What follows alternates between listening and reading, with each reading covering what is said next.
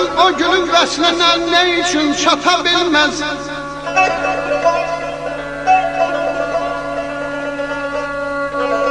Gönlüm o gülün vəslinə ne için çata bilmez. Hicranın elinden gece gündüz yata bilmez. Sevdai məhəbbətdəki məşhur cihanım,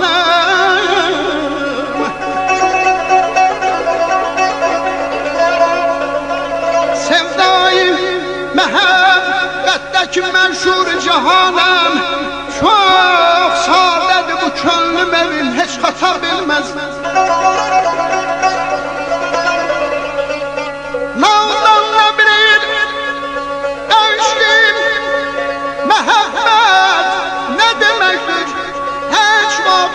Kirlərliyle gövhər sata bilmez.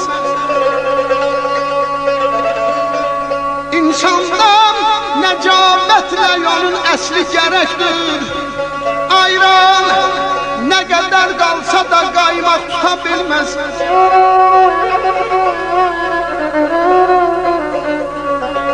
Herkesten uzaklaşmak ola, nanecim olsa.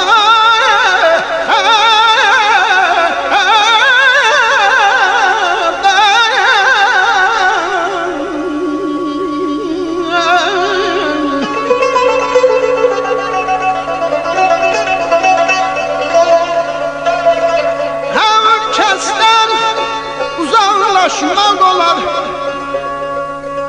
nanecim olsa evlat, ola fərsiz onu heç insan ata bilmez. Daim anadan gelme şirin olmalıdır değil, gel olsa acı heç kəs ona qənd qata bilmez.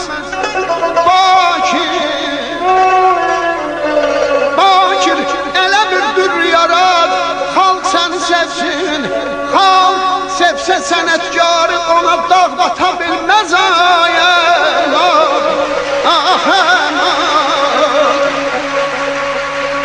Evləri var